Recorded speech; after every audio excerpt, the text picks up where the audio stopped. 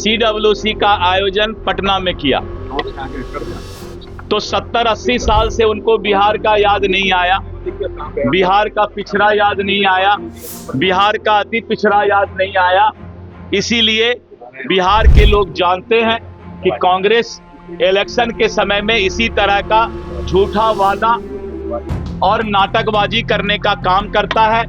दिलीप जायसवाल ने राहुल गांधी पर तीखा हमला करते हुए कहा कि कांग्रेस पार्टी को बिहार और यहाँ के लोगों की याद सिर्फ चुनाव आने के समय आती है। उन्होंने कहा कि करीब 70-80 साल बाद कांग्रेस CWC की बैठक बिहार में हुई है और यह अपने आप में दिखाता है कि कांग्रेस को बिहार से कितना लगाव है।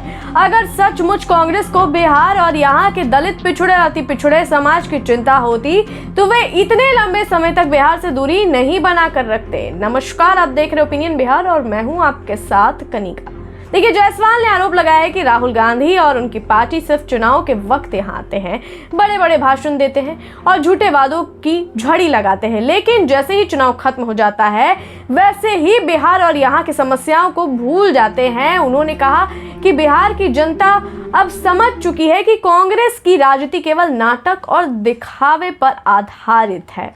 उन्होंने यह भी कहा कि राहुल गांधी आज दलितों और अति पिछड़ों की चिंता जताकर बड़ी बड़ी बातें कर रहे हैं, लेकिन सवाल यह है कि इतने सालों तक वे कहां थे। जरा सुनिए इस वीडियो में दिलीप जायसवाल और क्या कुछ कह रहे हैं। और भारतीय जनता पार्टी कार्यालय में हम लोगों ने पंडित दीनदयाल जी के मूर्ति पर श्रद्धा सुमन अर्पित किया है। पंडित दीनदयाल उपाध्याय जी भारतीय जनता पार्टी और जनसंघ के संस्थापक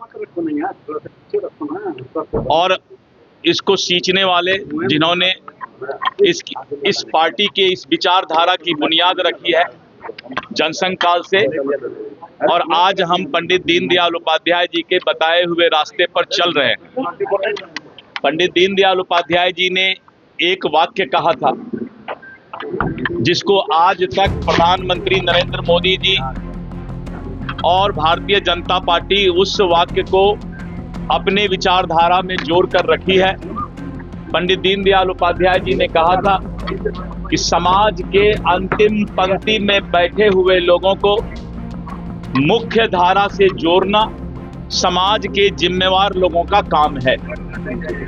यानी जो भी व्यक्ति समाज के मुख्य धारा में आर्थिक रूप से, सामाजिक रूप से नहीं जुड़ पाए हैं, सभी को जीने का हक है और सभी को मुख्य धारा से जोड़ना, चाहे वो राजनीतिक दल हो, चाहे समाज के जितने भी जिम्मेवार लोग हों, सबकी जिम्मेवारी है कि सबका साथ और सबका विकास हो।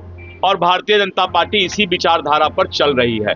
राहुल गांधी ने पिछड़ों को लेकर देखिए, बताते हैं, आजादी के 70-80 साल बाद जो है राहुल गांधी ने CWC का आयोजन पटना में किया तो 70-80 साल से उनको बिहार का याद नहीं आया, बिहार का पिछड़ा याद नहीं आया, बिहार का अति पिछड़ा याद नहीं आया।